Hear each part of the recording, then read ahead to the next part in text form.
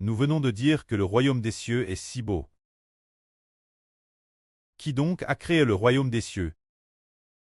Tout comme le prophète Saé le dit ainsi, c'est aussi ce qu'une de nos sœurs a dit lors de la louange tout l'heure. L'Éternel a dit la nouvelle Jérusalem. Car celui qui t'a faite est ton pou. Jéhovah, le souverain des armes, est son nom. C'est-à-dire que le royaume des cieux a été créé par Dieu. Dieu compare le royaume des cieux, son pouse. Dieu est l'époux du royaume des cieux. C'est merveilleux. Comment un bout pourrait-il avoir créé sa propre épouse? Mais le Précleste a pourtant créé sa propre épouse. En fait, l'épouse du Précleste est un royaume. C'est le royaume des cieux. C'est le Précleste qui l'a créé. Le Précleste a créé l'univers et toutes choses par sa grande puissance. Si les frères et sœurs pouvaient comprendre l'immensité de l'univers, ils sauraient que la puissance du Précleste est infinie. Une puissance éternelle a créé l'univers et toutes choses. Alors Dieu qui pose d'une puissance éternelle, Dieu qui a créé toutes choses, qui a créé l'univers, qui a créé la Voie lactée, Dieu qui a créé toutes sortes de galaxies. Il veut créer son royaume, créer sa cité. Alors il l'a certainement créé d'une beau extrême. Cette cité a été créée TRS belle, tout comme la plus belle des femmes.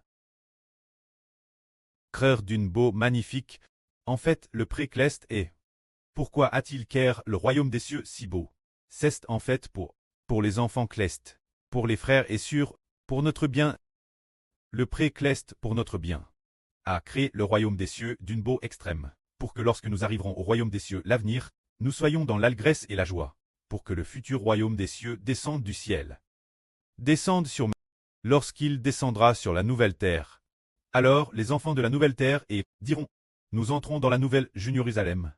Au moment d'aller adorer Dieu. Ils seront alors dans la joie. Le Précleste a créé le royaume des cieux d'une beau extrême. Voyons maintenant si les enfants du royaume des cieux mourront. Car il est dit dans l'Apocalypse, que les enfants du royaume des cieux auront de l'eau de la vie boire. Lisons cela. Puis l'ange me montra, au milieu de la place de la ville, un fleuve d'eau de la vie coulant. L'eau du fleuve était limpide comme du cristal. Ce fleuve d'eau sortait du trône de Dieu et de l'agneau, et en découlait. Il est dit ici, quel est ce fleuve d'eau ici? C'est le fleuve d'eau de la vie. Par exemple, il est dit dans l'Ancien Testament, dire dans le prophète Saé, il est dit dans le livre qu'un fleuve sera ouvert dans le désert. Qu'est-ce que cela signifie? Ici, ouvrir un fleuve dans le désert, ce fleuve est le fleuve d'eau de la vie.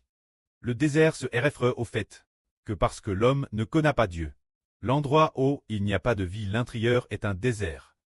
Mais après qu'un fleuve a été ouvert dans le désert, la vie apparaîtra, se dire que les nations qui ne connaissaient pas Dieu l'origine, sont des déserts, car l'Esprit de Dieu n'y habite pas.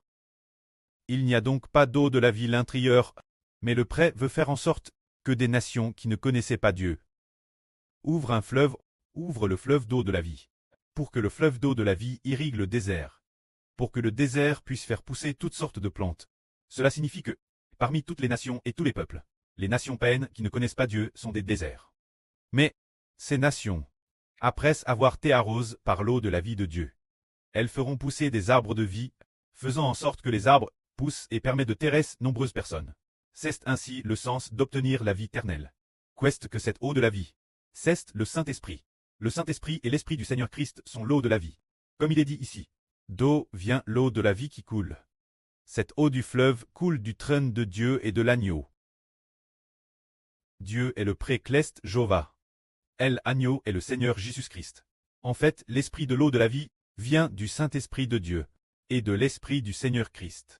Pour que l'homme obtienne la vie éternelle, il faut recevoir l'Esprit de Dieu et recevoir l'Esprit du Seigneur Christ. Que la gloire soit auprès et au Seigneur.